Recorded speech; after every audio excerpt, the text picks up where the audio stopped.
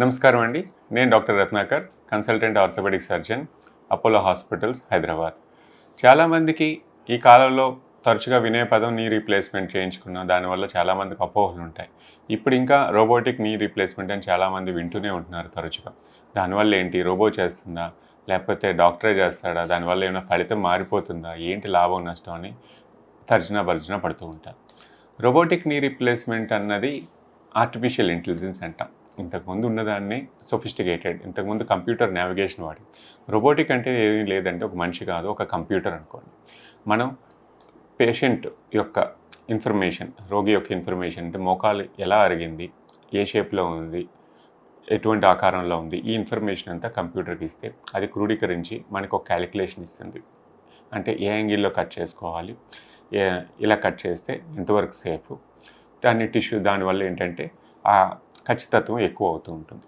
So robotic మళ్ళీ computer మనకు generation information ఇస్తుంది. మనం రోబోటిక్ ఆర్మ్ అంటాం. ఆ ఆర్మ్ ద్వారా డాక్టరే దానికి సరైన పద్ధతిలో చెక్కినట్టు చేయటం. దానివల్ల ఈ లాభం ఏంటి అని అంటే టిష్యూస్ లోపల ఉండే కట్ చేసే టిష్యూస్ అన్నట్టు తక్కువగా కట్ చేస్తాం. రెండవది, ఈ ఖచ్చితత్వం వల్ల, అంటే చేతిలో ఉన్న వణుకు లేకుండా రోబో కట్ చేయిస్తుంది కాబట్టి కంప్యూటర్ సహాయంతో ఆ క్యాలిక్యులేషన్స్ పర్ఫెక్ట్గా ఉంటాయి కాబట్టి అమర్చే విధానం, మనం మెటల్ ఏదైతే అమరుస్తామో లోపల అది ఖచ్చితంగా కరెక్ట్గా కూర్చునేటట్టు చేయటం. దీనివల్ల ఆ బ్యాలెన్స్ అంటాం, కండరాల మధ్యన అది కూర్చోబెట్టడం, ఇటువైపు లూజ్ లేకుండా కరెక్ట్గా కూర్చోబెట్టడం అనేది మెయిన్ ఆపరేషన్ వల్ల లక్ష్యం. సో వంకరపోయిన కాల్ని స్ట్రైట్ చేసి ఒక నిలువు లైన్ లాగా తీసుకురావడం, దాన్ని అలైన్మెంట్ అంటాం. అది చాలా ఇంపార్టెంట్. ఆపరేషన్ ఫలితాన్ని శాసించేది అలైన్మెంట్, ఆ బ్యాలెన్స్ అంటాం. ఇది చాలామందికి తెలియక అడుగుతూ ఉంటారు, నాకు ఇలాంటి మెటల్ వేస్తే అయిపోతుందా, ఇలాంటి మెటల్ వేస్తే అవుతుందా. మెటల్ కన్నా చేసే పద్ధతి కరెక్ట్గా ఉన్నది అంటే ఎక్కువ కాలం మన్నికి వస్తూ ఉంటుంది. ఈ అలైన్మెంట్ కరెక్ట్గా ఉండటం, కరెక్ట్గా కూర్చోవడం వల్ల ఎక్కువ కాలం మన్నికి వచ్చే అవకాశం ఉంటుంది రోబోటిక్ సర్జరీ వల్ల. రెండవది ఏంటంటే, లోపల ఏదైతే కన్వెన్షనల్ మెథడ్లో టిష్యూస్ని కొంచెం మనం రిలీజ్ చేయాల్సి వస్తుందో బ్యాలెన్స్కి, రోబోతోటి చాలా తక్కువ చేస్తాం. దీనివల్ల ఆ ఫలితం ఏంటంటే టిష్యూస్ని తక్కువ డిస్టర్బ్ చేయడం వల్ల నొప్పి తక్కువ అవటం వల్ల తొందరగా కోలుకునే అవకాశం కూడా ఉంటుంది. సో ఫ్యూచర్లో వద్దన్నా రాదన్నా ఈ ఆర్టిఫిషియల్ ఇంటెలిజెన్స్ అనేది ప్రతి ఒక్కరి జీవితంలో ఉంటుంది. ఇది వృద్ధి పొందే అవకాశమే ఉంది తప్ప దాన్ని ఎప్పటికీ పోయేది కాదు.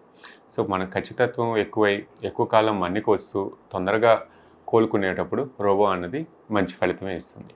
సో రోబో వల్ల నష్టం అయితే లేదండి. అలా అని మనం చేసే కన్వెన్షనల్ పద్ధతిలో తేడాలు కూడా ఏం లేవు. కరెక్ట్గా చేస్తే అది కూడా ఎక్కువ కాలమే మన్నుతుంది. బట్ లాభం నష్టం ఫ్యూచర్లో మనం చూసుకుంటూ ఉంటే ఇన్నోవేషన్ అనేది పెరుగుతూనే ఉంటుంది కాబట్టి ఏది ఎక్కువ కాలం మన్నికి వస్తుందా అన్నదానికే ఆలోచిస్తాం. సో బయట వేసుకునే గొలుసు గురించి ఆలోచిస్తాం, లోపల మనం కలకాలం ఉండే మోకాలు ఇంప్లాంట్ కూడా ఎక్కువ కాలం రావాలన్నది మన ఆలోచన. కాబట్టి టెక్నాలజీ ఉన్నప్పుడు దాన్ని ఉపయోగించుకోవడం మంచిదేనండి. సో దానివల్ల నష్టం లేదు. రోబో అనేది ఒక మనిషి కాదు, ఒక మిషన్, ఒక కంప్యూటర్ ద్వారా మనం శాసించి మన డాక్టర్ ఒక కంట్రోల్ తోటి చేసేదే పద్ధతే తప్ప అది ఇండివిజువల్గా చేసేదేం కాదు. సో దీనివల్ల లాభం ఉన్నప్పుడు దాన్ని చేసుకోవడం మంచిదేనండి.